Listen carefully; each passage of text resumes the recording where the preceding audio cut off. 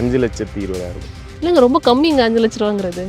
அதுதான் இங்கே ஒரு பார்வையே அப்படி இருக்குன்னா, இந்த மாதிரி நீர்நிலைகள் சீரமைக்கு வந்து ரொம்ப செலவு, பொருட்செலவு எடுக்கும், சாமானிய மக்களால் செய்ய முடியாது அப்படிங்கிற மாதிரி ஒரு பின்பம் கட்டமைக்கப்பட்டது. ஓகே. நானே அப்படி தான் நினச்சிட்டு இருந்தேன். பட் இதுக்குள்ளே வந்து பார்த்ததுக்கு அப்புறம் தான் தெரிஞ்சுது இதுக்கு பெரிய அளவில் பொருட்செலவுலாம் இருக்காது. எப்படி நம்ம இதை பண்ணுறோம் அப்படிங்கிறது தான் இருக்கும். ஸோ பெருசாலாம் செலவு இருக்குது. 5 லட்ச ரூபா செலவு பண்ணால் நம்ம இவங்களுக்கு எத்தனை மாதம் இது பயன்பட முடியும் இந்த தண்ணி வச்சு? இது ஃபஸ்ட்டு சைக்கிள். இது ஆல்மோஸ்ட் ஒரு 6 மாதம் 7 மாதத்துக்கு தண்ணி இருக்கும். அந்த கண்மாய் கண்டிப்பாக வந்து 7 மாதத்துக்கு மேலே தண்ணி இருக்கும். ஆமாம், இது ஃபஸ்ட்டு சைக்கிள். அடுத்த வருஷம் மழை இன்னும் அதிகமாகும். ஏன்னா கிரவுண்ட் வாட்டர் ரீசார்ஜ் பண்ணியிருக்கும். இந்த வருஷம் நிறையா தண்ணி குடிக்கும், அடுத்த வருஷம் அந்த குடிக்கிற அளவுங்கிறது குறையும். ஸோ அடுத்த வருஷம் 7 மாதங்கிறது 9 மாதம் ஆகும். ஒரு 3-4 சைக்கிள்ஸ் போனதுக்கப்புறம் 12 மாதமும் வத்தாமல் இருக்கும். பாருங்களேன், அதுதான்.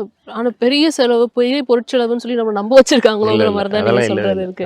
அது நான் வந்து அடித்து பெட் கட்டி கூட சொல்லுவேன். அந்த செலவுலாம் வரவே வரும். இப்போ இங்கேருந்து இந்த தண்ணி இல்லை அப்படிங்கிற ஒரே காரணத்துக்காக தான் இவ்வளோ பேர் ஊர்லேருந்து காலி பண்ணி போயிருக்காங்க. அவங்க சொல்கிறது பார்த்தா இங்கே யாருமே இல்லை. இங்கே இருக்க ஆடு மாடு கூட இங்கே கிடையாது, எல்லாம் இறந்து போச்சு. ஆடு மாடு சில இனங்களே அழிஞ்சு போச்சு. நாட்டு மாடு, நாட்டு ஆடு, நாட்டு நாய், கோழி எல்லாமே அந்த இனங்களே அழிஞ்சு போச்சான். ஒரே காரணம் என்ன அப்படின்னா தண்ணி பிரச்சனை. இப்போ நீங்கள் சொல்கிறது வந்து ஒரு 5 லட்ச ரூபா செலவுங்கிறீங்க.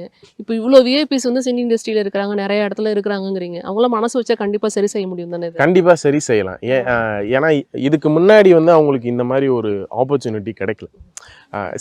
இங்கே என்ன இன்னொரு விஷயம்னு பார்த்தீங்கன்னா, ஒர்க் பண்ணுறதெல்லாம் தாண்டி யார் பண்ணுறதுன்னு ஒன்று இருக்குது. ஸோ யாருக்கிட்ட அவங்க போய் சப்போர்ட் பண்ணலாம் அப்படிங்கிறது. ஸோ இப்போ தான் அந்த மாதிரி ஒர்க்ஸ்லாம் இங்கே நடக்க ஆரம்பிச்சிருக்கு. வெளியில் நீங்கள் பார்த்தீங்கன்னா, இப்போ நம்மளோட டெல்டா டிஸ்ட்ரிக்ஸில், கொங்கு பெல்ட்டில், சென்னையில் எடுத்திங்கன்னா இந்த மாதிரி ரெஸ்டரேஷன் ஆக்டிவிட்டீஸுங்கிறது இருக்கும். இவங்களுக்கு வந்து ரொம்ப புதுசு. ஏன்னா நான் ஃபஸ்ட்டு இங்கே பண்ண வரப்பவே எதுக்கு இவன் எங்கேருந்தோ இங்கே வந்து பண்ணுறான் சம்மந்தமே இல்லாமல் அப்படிங்கிற மாதிரி தான் அவங்களுக்கு இருந்துச்சு. பட் அதுக்கப்புறம் இந்த ஒர்க்லாம் பார்த்துட்டு தண்ணி வந்ததுக்கப்புறம் இவங்களுக்கு நிறைய விஷயம் மாறிடுச்சு. நிறைய பேருக்கு வந்து உள்ளே வர ஆரம்பிச்சிட்டாங்க. ஸோ அந்த மாதிரி அவங்களுக்கும் இப்போ தான் போய் சேர்ந்துருக்கும் செய்திகள்.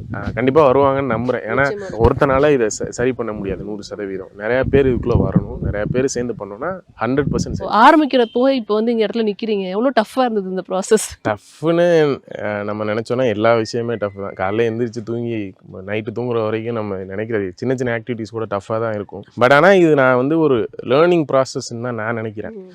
ஏன்னா வந்து ஃபஸ்ட்டு எதுவுமே தெரியாது. எனக்கும் இந்த ஃபீல்டுக்கும் சம்மந்தமே கிடையாது. நான் ஒர்க் பண்ண இதுக்கும் சம்மந்தமே கிடையாது. பெருசாக ஊர்லேயும் எனக்கு இன்ட்ரொடக்ஷன் எதுவுமே கிடையாது.